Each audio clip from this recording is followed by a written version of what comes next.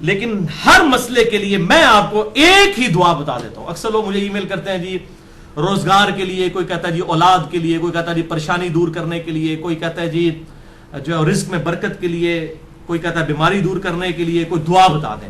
بھائیو ہم آپ کو کوئی 50 دعائیں نہیں بتاتے ہیں، ایک دعا بتاتے ہیں، ایک دعا جو اکثر مسلمانوں کو پہلے ہی آتی ہے. اس کو ترجمے کے ساتھ یاد کر لیں اور اس دعا کو آپ ہر جگہ پڑھیں، جس مقصد کے لیے پڑھیں. اور الحمدللہ قرآن حکیم میں سورۃ البقرہ کی آیت نمبر 201 کے اندر اللہ تعالیٰ نے وہ دعا اہل ایمان کو تعلیم فرمائی ہے اور مومنین کی نشانی بتایا ہے اس دعا کو کہ مومنین اس کے ذریعے اللہ تعالیٰ سے دعا مانگتے ہیں. اور آگے اللہ تعالیٰ نے اپنا فتویٰ بھی سنا دیا ہے کہ جو کوئی ان الفاظ کے ساتھ ہم سے دعا مانگتا ہے ہم اس کی اس دعا کو دنیا اور آخرت میں اس کے حق میں قبول کریں گے. الحمدللہ. اور وہ دعا ہے سورۃ البقرہ آیت نمبر 201 ربنا آتنا فی الدنیا حسنہ وفی الآخرۃ حسنہ وقنا عذاب النار. یہ وقف کر کے میں نے پڑھا اور کنٹینیوس پڑھیں گے. ربنا آتنا فی الدنیا حسنۃ وفی الآخرۃ حسنۃ وقنا عذاب النار. اب اس کا ترجمہ بھائیو یاد کرنا کوئی راکٹ سائنس ہے. ربنا آتینا، اے رب ہمارے ہمیں عطا فرما، ہمیں دے دے. فی الدنیا حسنہ، اس دنیا میں بھلائی. وفی الآخرۃ حسنہ، اور آخرت میں بھلائی. اور آخرت کی سب سے بڑی بھلائی کیا؟ وقنا عذاب النار، ہمیں آگ کے عذاب سے بچا لے. آمین. اللہم اجرنا من النار، اللہم اجرنا من النار، اللہم اجرنا من النار. اچھا مولویوں کی تسلی نہیں ہوئی، انہوں نے اس کے ساتھ لگا دیا وقنا عذاب القبری، وقنا عذاب الحشری، وقنا عذاب المیزان، پتہ نہیں کیا کچھ لگا دیا. حالانکہ تعلیم کی کمی ہے. دنیا اور آخرت اس میں کور ہو جاتی ہے. کیوں؟ پھر دنیا حسنہ میں پوری دنیا کور، وفی الآخرۃ حسنہ میں قبر بھی کور، میدان حشر بھی کور، میزان عمل بھی کور. کیوں؟ بخاری اور مسلم کی متفق علیہ حدیث ہے کہ آپ صلی اللہ علیہ وسلم نے فرمایا جو شخص مر گیا اس کی قیامت قائم ہو گئی، مرتے ہی قیامت قائم ہو گئی. اور بخاری اور مسلم کی متفق علیہ حدیث ہے کہ آپ صلی اللہ علیہ وسلم کی وفات کے دنوں میں سیدہ عائشہ کہتی ہیں میرے بھائی نے مسواک اٹھائی ہوئی تھی، آپ نے مجھ سے مانگی، میں نے انہوں نے چبانے ہی شروع کی تو وہ چبائی نہ گئی، سخت تھی، تو میں نے اپنے منہ میں چبا کر آپ صلی اللہ علیہ وسلم کے منہ میں ڈالی. اللہ تعالیٰ نے میرے تھوک کو اور نبی صلی اللہ علیہ وسلم کے تھوک کو اس دن جمع فرما دیا ایک ہی جگہ پر، جو نبی صلی اللہ علیہ وسلم کی دنیا کی زندگی کا آخری دن اور آخرت کی زندگی کا پہلا دن تھا. بخاری اور مسلم میں. تو اما عائشہ حضور کی وفات کے دن کو کیا کہہ رہی ہیں؟ آخرت کی زندگی کا پہلا دن. تو وہ فی الآخرۃ حسنہ میں قبر بھی آ گئی، آخرت بھی آ گئی، میزان عمل بھی آ گیا، سب کچھ آ گیا. تو یہ مولویوں نے خام خواہ بیچ میں چیزیں، وہ کسی نے ودخلنا مال ابرار یا عزیز و یا غفار، پتہ نہیں کیا کچھ بیچ میں لگایا ہوا ہے. بس یہ کامل دعا یہی ہے. ربنا آتنا فی الدنیا حسنہ وفی الآخرۃ حسنۃ وقنا عذاب النار. اس کو بدل نہیں سکتے، یہ بہت خطرناک معاملہ ہے. بخاری اور مسلم کی متفق علیہ حدیث ہے. ایک صحابی کو آپ نے دعا تعلیم فرمائی وضو کے بعد کی، اس میں الفاظ تھے بنبی کا ارسلتا، میں ایمان لایا اس پر جو تیرے نبی کے ساتھ نازل ہوا. اس صحابی نے دعا پڑھتے ہوئے کہہ دیا برسولی کا ارسلتا. اب کوئی فرق ہے؟ میں ایمان لایا اس کتاب پر جو تیرے رسول پر نازل ہوئی. رسول تو سپرلیٹو ڈگری ہے، نبی سے بھی اوپر کی ڈگری. ہر نبی رسول نہیں ہوتا، چاند ایک رسول ہے. آپ صلی اللہ علیہ وسلم فرمایا تو نے میرے الفاظ کیوں چینج کیے؟ وہی کہہ جو میں نے کہا تھا بنبی کا ارسلتا. اب اس نے کہا یا رسول اللہ میں نے کون سی گستاخی کر دی ہے، میں تو اچھے الفاظ استعمال کیے ہیں، عشق دے چلے نمبر لے گئے، عقل والے ہوتے ہیں انجے ہی عملہ گالیاں، کچھ نہیں انہوں نے کہا. اب جو نبی صلی اللہ علیہ وسلم اپنے الفاظ کو نہیں بدلنے دے رہے اور اچھے الفاظ اس نے استعمال کیے، وہ یہ اجازت دیں گے کہ آپ صلی اللہ علیہ وسلم کی سنت دعاؤں کو آپ اس حوالے سے چینج کریں کہ اس میں چیزیں ایڈ کرنا شروع کر دیں، یہ آپ صلی اللہ علیہ وسلم اجازت دیں گے؟ تو یہ بدعت کے ٹاپک پہ میں نے کم از کم 5 گھنٹے کی گفتگو ریکارڈ کروا دی ہے، مثلا نمبر 75A اور 75B اہل سنت پاک.com پہ. اس میں بھی میں نے یہ ان حدیثوں کو ڈیٹیل کے ساتھ ڈسکس کیا تھا. لہذا نوکری کا مسئلہ ہو، رشتے کا مسئلہ ہو، پیپر دیے ہوئے ہو، پاس ہونے کا ایشو ہو، بیماری کا مسئلہ ہو، کوئی مسئلہ ہے اپنے ذہن میں رکھیں اور پھر دنیا حسنہ کو دل میں رکھیں کہ دنیا میں میرے لیے بھلائی، ہر چیز بھلائی. اچھی صحت کیا بھلائی نہیں ہے؟ اچھی نوکری کیا بھلائی نہیں ہے؟ اچھی بیوی کیا بھلائی نہیں ہے؟ ہر چیز ذہن میں رکھتے ہوئے جو آپ کی خواہش ہے یہ دعا کریں ربنا آتنا فی الدنیا حسنہ وفی الآخرۃ حسنۃ وقنا عذاب النار. اور اس میں یقین کریں آپ کو گلٹ بھی نہیں ہوگا. صرف آپ اللہ سے دنیا نہیں مانگ رہے ہوں گے کیونکہ سورۃ البقرہ میں آتا ہے کہ جو دنیا دار لوگ ہیں نا، جو اللہ سے باغی لوگ ہیں، وہ کہتے ہیں اللہ ہمیں دنیا میں ہی عطا فرما دے. اور اللہ تعالیٰ پھر ساتھ فرماتا ہے سورۃ البقرہ آیت نمبر 201 کہ جو میرے نیک ایمان والے بندے ہیں وہ یہ نہیں کہتے اللہ ہمیں دنیا میں ہی دے دے، وہ کہتے ہیں ربنا آتنا فی الدنیا حسنہ وفی الآخرۃ حسنۃ وقنا عذاب النار. اچھا اب آپ ویسے دعا کر رہے ہو اللہ میں پاس ہو جاؤں یا اچھا رشتہ ہو جائے یا نوکری لگ جائے، اس وقت آپ پیورلی دنیا کی دعا کر رہے ہوں گے. لیکن جب آپ یہ دعا کریں گے تو آپ اللہ تعالیٰ کو بھی ناراض نہیں کریں گے، دونوں چیزیں ایڈ ہو جائیں گی ساتھ. یعنی اللہ تعالیٰ کو بھی آپ سے کوئی گلہ شکوہ اس حوالے سے نہیں رہے گا. آپ کہہ رہے ہوں گے یا اللہ ربنا آتنا فی الدنیا حسنہ وفی الآخرۃ حسنۃ وقنا عذاب النار، تو آپ اہل ایمان میں شامل ہو جائیں گے سورۃ البقرہ آیت نمبر 201 کے تحت. اسی کانٹیکسٹ میں 3 احادیث ہیں بڑی اہم الحمدللہ. پہلی حدیث صحیح بخاری میں 6399، صحیح مسلم میں 6840، مشکات میں 2487. سیدنا انس ابن مالک رضی اللہ تعالیٰ عنہ جنہوں نے 10 سال تک آپ صلی اللہ علیہ وسلم کو وضو کروایا، آپ کی وفات کے بعد 82 سال تک زندہ رہے اور 93 ہجری کے اندر بصرہ میں فوت ہوئے. آخر میں فوت ہونے والے چند صحابہ میں سے ہیں انس ابن مالک، بہت قریبی صحابی آپ صلی اللہ علیہ وسلم. ان سے کسی تابعی نے آگے پوچھا کہ بتائیے کہ اللہ کے نبی صلی اللہ علیہ وسلم جب اللہ سے مانگا کرتے تھے تو کیا دعا مانگا کرتے تھے؟ تو پتہ انہوں نے کیا جواب دیا؟ انہوں نے کہا کہ اللہ کے نبی صلی اللہ علیہ وسلم جب کبھی بھی اپنے رب سے دعا مانگا کرتے یا کسی بھی چیز کا سوال کیا کرتے تو آپ کی اکثر دعا یہی ہوا کرتی تھی، اللہم ربنا آتنا فی الدنیا حسنہ وفی الآخرۃ حسنۃ وقنا عذاب النار. ہر معاملے میں کوئی سوال بھی کرتے تو اس دعا کے ساتھ. اور بھائی یہ دعا کا ترجمہ یاد کرنا کو مشکل ہے تو کیا ضرورت ہے اردو میں دعائیں کرنے کی؟ میرے بھائی ایک دعا یاد کر لیں، نبی صلی اللہ علیہ وسلم نے تعلیم فرمائی ہے، اللہم ربنا آتنا فی الدنیا حسنہ وفی الآخرۃ حسنۃ وقنا عذاب النار. اور دوسری حدیث تو انتہائی رکت انگیز حدیث ہے جو میں نے مسئلہ تقدیر والے لیکچر مسئلہ نمبر 104 ABC میں بھی بیان کی تھی. صحیح مسلم میں 6835، مشکات میں 2502. یہی انس ابن مالک کہتے ہیں جنہوں نے یہ دعا روایت کی ہے. یہ کہتے ہیں کہ آپ صلی اللہ علیہ وسلم کے زمانے میں آپ کا ایک صحابی بیمار ہو گیا تو آپ اس کی عیادت کے لیے تشریف لے گئے. وہ اتنا کمزور ہو چکا تھا بیماری کی وجہ سے جیسے کہ پرندے کا کوئی بچہ ہوتا ہے چھوٹا سا، ہڈیوں کا ڈھانچہ بن چکا تھا. آپ نے جب اس کی حالت دیکھی آپ کو پتا چل گیا کہ انہیں کو کم پایا. آپ نے فرمایا وہ بتا تو اللہ سے کیا مانگتا رہتا ہے؟ اس نے کہا یا رسول اللہ میں اللہ سے دعا کرتا ہوں اے اللہ جو تو نے مجھے آخرت میں عذاب دینا ہے دنیا کی زندگی میں ہی دے لے. بولے اعوذ باللہ تعالی. آپ فرمایا سبحان اللہ، اللہ پاک ہے. جب آپ حیران ہوتے تو یہ بات کہا کرتے سبحان اللہ. اوے تو اللہ تعالیٰ کا اس دنیا میں عذاب سہ سکتا ہے جو اللہ سے تو نے یہ دعا کی؟ نہ تو دنیا کی زندگی میں اللہ کا عذاب برداشت کر سکتا ہے نہ آخرت کی زندگی میں.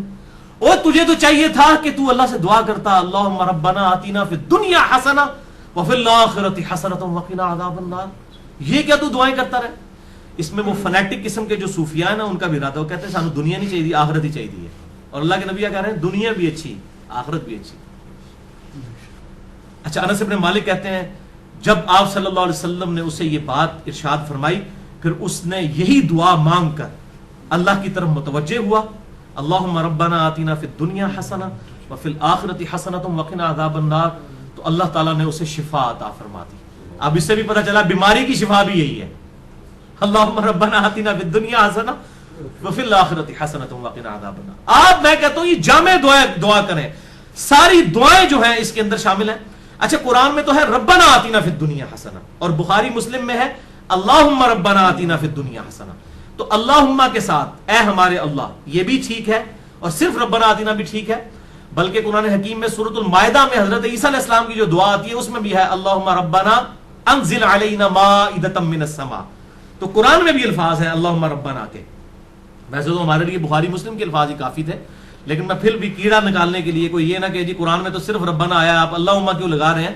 تو اللہ تعالیٰ نے بھی یہ دعا حضرت عیسیٰ علیہ السلام کی نقل کی ہے اللہم ربنا آتنا فی الدنیا حسنہ. یہ پڑھنا بخاری اور مسلم سے ثابت ہوا.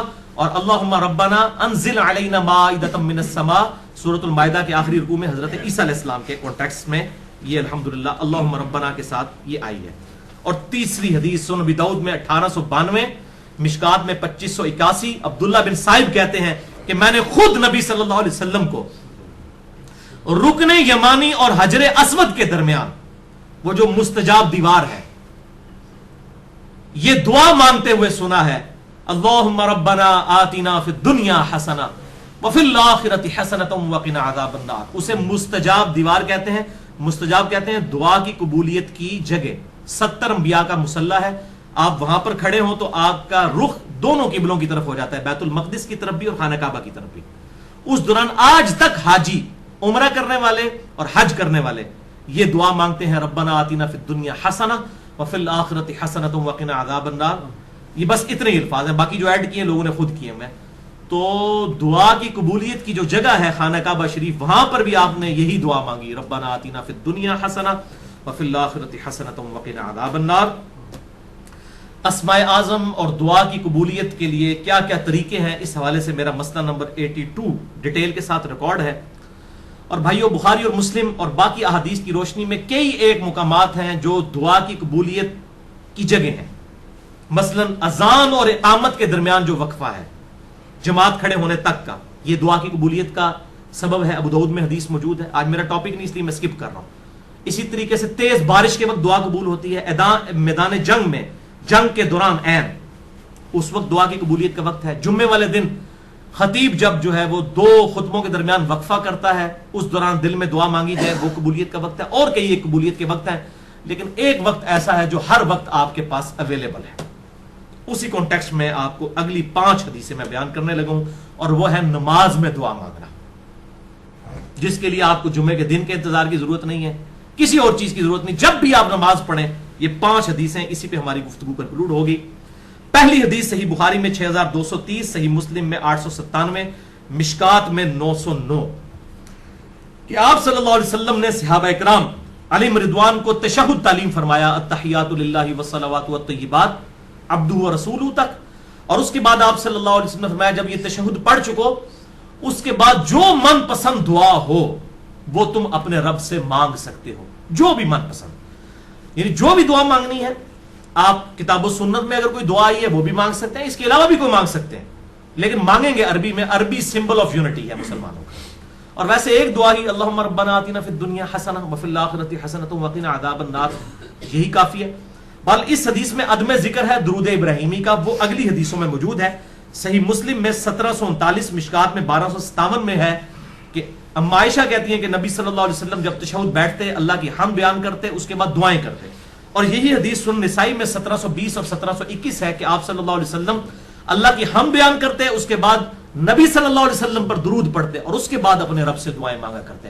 اور یہی ترتیب ہے جو جامع ترمذی میں انٹرنیشنل نمبر کے مطابق 593 نمبر حدیث ہے کہ ایک صحابی تھے، انہوں نے بڑی تیزی سے نماز پڑھی اور اس کے بعد جو ہے وہ بڑی جلدی جلدی دعا مانگنا شروع کی. آپ صلی اللہ علیہ وسلم نے انہیں بلا کر نماز کا طریقہ سکھایا، اور دعا مانگنے کا خصوصاً طریقہ اس میں موجود ہے کہ سکھایا. اور آپ صلی اللہ علیہ وسلم نے فرمایا کہ دعا میں جلدی نہ کرو، پہلے اللہ کی حمد بیان کرو، اس کے بعد درود شریف پڑھو، پھر دعا مانگا کرو. اتنے میں ایک اور شخص آیا جس نے اللہ کی حمد بیان کی، درود شریف پڑھا، پھر دعا مانگی. تو آپ نے 2 دفعہ فرمایا سل تعطا، سل تعطا، مانگ تجھے دیا جائے گا، مانگ تجھے دیا جائے گا.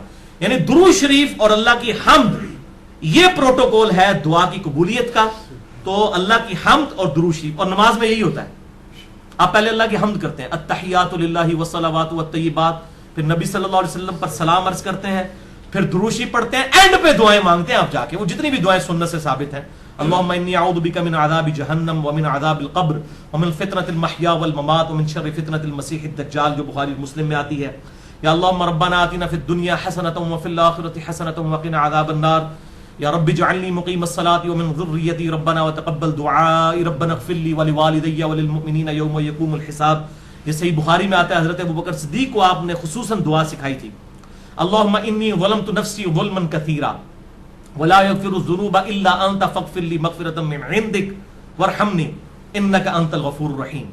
اس قسم کی اور دعائیں بھی ہیں، وہ کوئی بھی آپ مانگیں. اللہم ربنا آتنا فی الدنیا حسنہ وفی الآخرۃ حسنۃ وقنا عذاب النار، یہ تو جامع دعا ہے، یہ آپ تشہد میں مانگیں. دوسری حدیث صحیح مسلم میں 1073، مشکات میں 873. یہ عجیب اتفاق ہے، مسلم 1073، مشکات 873. عبداللہ ابن عباس کہتے ہیں کہ مجھے نبی صلی اللہ علیہ وسلم نے فرمایا کہ اللہ تعالیٰ نے مجھے حکم دیا ہے کہ میں رکوع اور سجدوں میں قرآن نہ پڑھوں. یعنی قرآن سے مراد قرآن کی تلاوت وہ صرف قیام میں ہوگی. قرآنی دعائیں مانگ سکتے ہیں, قرآن نہیں پڑھ سکتے. اور رہا رکوع تو اس میں اپنے رب کی عظمت بیان کرو, جو صحیح مسلم میں آتا ہے کہ آپ صلی اللہ علیہ وسلم سبحان ربی العظیم پڑھتے تھے, اور جامع ترمذی میں ہے کہ آپ صلی اللہ علیہ وسلم حکم دیتے تھے کہ رکوع میں سبحان ربی العظیم پڑھو اور سجدے میں سبحان ربی الاعلیٰ. مسلم میں تو اتنے الفاظ ہیں کہ رکوع میں سبحان ربی العظیم اور سبحان ربی الاعلیٰ سجدے میں پڑھتے تھے, اور ترمذی میں ہے کہ آپ حکم دیتے تھے. یہ تسبیحات جو ہیں یہ حکمیاں ہیں, سبحان ربی العظیم رکوع میں اور سبحان ربی الاعلیٰ سجدے میں. اس کے علاوہ جو ہے وہ آپ پڑھ سکتے ہیں, لیکن حکمی یہی ہے. تو آپ صلی اللہ علیہ وسلم نے اسی مسلم میں الفاظ ہیں کہ رکوع میں رب کی عظمت بیان کرو, اور رہے سجدے تو ان میں خوب دعائیں کیا کرو, بس تمہاری دعا قبولیت کے لائق ہوگی. یعنی سجدے میں دعا قبول ہوتی ہے جو کی جائے. لہذا سجدے میں بھی الحمدللہ میرا بھی طریقہ ہے, میں سجدے میں یہ دعا مانگتا ہوں, ربنا آتینا فی الدنیا حسنہ وفی الآخرۃ حسنۃ وقنا عذاب النار. یہ کوئی بھی قرآنی دعا مانگ سکتے ہیں. تیسری حدیث صحیح مسلم میں 1083, مشکات میں 894, بڑی کریٹیکل حدیث ہے. ابو ہریرہ رضی اللہ تعالیٰ عنہ کہتے ہیں کہ نبی صلی اللہ علیہ وسلم نے فرمایا کہ بندہ جب سجدے کی حالت میں ہوتا ہے تو اپنے رب سے سب سے زیادہ قریب ہوتا ہے, کیونکہ عاجزی کے عالم میں ہوتا ہے نا. سب سے زیادہ قریب کب ہوتا ہے؟ سجدے کے عالم میں. بس اس وقت خوب دعائیں مانگا کرو. صحیح مسلم 1083, مشکات 894. یعنی سجدے میں خوب دعائیں مانگو, یہ قبولیت کا مقام ہے. پچھلی حدیث میں ہم نے سنا بس تمہاری دعا قبول ہوگی, یہاں پر آیا کہ رب کے قریب ہوتے ہو. اور وہ ہے ٹروتھ ریویلنگ حدیث چوتھی صحیح مسلم میں 244, مشکات میں 895, کہ آپ صلی اللہ علیہ وسلم فرمایا کہ جب آدمی آیت سجدہ سن کر سجدہ کرتا ہے, جیسے ہم سجدہ تلاوت کرتے ہیں, اس پہ میرا الگ سے لیکچر ہے, مسئلہ نمبر 119, سجدہ تلاوت کے صحیح احکام و مسائل. یا جب بھی کوئی سجدہ کرتا ہے تو اس وقت شیطان جو ہے وہ چیخیں مارتا ہوا الگ ہو جاتا ہے اور کہتا ہے ہائے افسوس, مجھے اللہ نے سجدے کا حکم دیا اور میں نے اللہ کا حکم نہ مانا, اور دوزخ میرا مقدر ہوگی والعیاذ باللہ تعالی.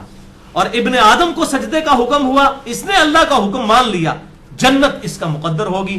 میں نے اللہ کا حکم نہیں مانا, دوزخ میرا مقدر ہوگی والعیاذ باللہ تعالی. اللہم اجرنا من النار, اللہم اجرنا من النار, اللہم اجرنا من النار. پانچویں اور آخری حدیث آج کی صحیح بخاری میں 817, صحیح مسلم میں 1085 اور مشکات میں 871. اما عائشہ رضی اللہ تعالیٰ عنہ کا بیان ہے کہ نبی صلی اللہ علیہ وسلم اپنے رکوع اور سجود میں بڑی کثرت کے ساتھ یہ دعا پڑھا کرتے تھے, سبحانک اللہم ربنا وبحمدک اللہم اغفر لی. اور آپ صلی اللہ علیہ وسلم قرآن کے حکم پر عمل کیا کرتے تھے. یہ کیا مطلب ہے اس کا؟ قرآن کے حکم پر عمل کیا کرتے تھے. سورۃ النصر سورت نمبر ہے 110, اس میں یہ آپ صلی اللہ علیہ وسلم کو حکم نازل ہوا. یہ آپ کی وفات کی خبر تھی, اس میں بخاری اور مسلم میں آتا ہے اذا جاء نصر اللہ والفتح ورأیت الناس يدخلون فی دین اللہ افواجا فسبح بحمد ربک واستغفر انہ کان توابا. یعنی آپ صلی اللہ علیہ وسلم نے اس دین کو غالب کر دیا ہے, اب آپ یکسو ہو کر اپنے رب سے استغفار کیجئے اور اللہ کی حمد بیان کیجئے. جب یہ صورت نازل ہوئی تو بخاری اور مسلم کے میں نے نمبر بتائے. اما عائشہ کہتی ہیں کہ آپ قرآن پر عمل کرتے ہوئے دعا مانگا کرتے تھے رکوع اور سجدوں میں, سبحانک اللہم ربنا وبحمدک اللہم اغفر لی. میرا رب پاک ہے, سبحانک اللہم, اے اللہ تو پاک ہے, ربنا وبحمدک, اور میں تیری حمد کرتا ہوں, اللہم اغفر لی, اے اللہ میری مغفرت فرما. تو اس کے علاوہ بھی کئی ایک اذکار ہیں, صحیح مسلم میں آتا ہے سبوح قدوس رب الملائکۃ والروح. اسی طریقے سے سبحان ربی العظیم رکوع میں, سجدے میں سبحان ربی الاعلیٰ. جتنی بھی دعائیں ہیں وہ اب آخر میں وہ حدیث دوبارہ یاد کریں کہ آپ صلی اللہ علیہ وسلم جب بھی اللہ سے سوال کرتے یا آپ صلی اللہ علیہ وسلم نے دعا مانگنی ہوتی تو آپ کے اکثر الفاظ یہی ہوا کرتے تھے جو سورۃ البقرہ آیت نمبر 201, صحیح بخاری 6399, صحیح مسلم 6840, مشکات میں 2487, کہ آپ صلی اللہ علیہ وسلم اللہ کے حضور دعا کیا کرتے تھے, اللہم ربنا آتنا فی الدنیا حسنہ وفی الآخرۃ حسنۃ وقنا عذاب النار. اللہ تعالیٰ سے دعا ہے جو حق بات میں نے کہی اللہ تعالیٰ ہمارے دلوں میں راسخ فرمائے, اگر جذبات میں میرے منہ سے کوئی غلط بات نکل گئی تو اللہ تعالیٰ ہمارے دلوں سے محف کر دے، ہمیں کتاب و سنت کی تعلیمات پر عمل کر کے دوسرے بھائیوں تک پہنچانے کی توفیق عطا فرمائے۔ سبحانک اللہم و بحمدک، اشہد ان لا الہ الا انت، استغفرک و اتوب الیک، وما علینا الا البلاغ المبین۔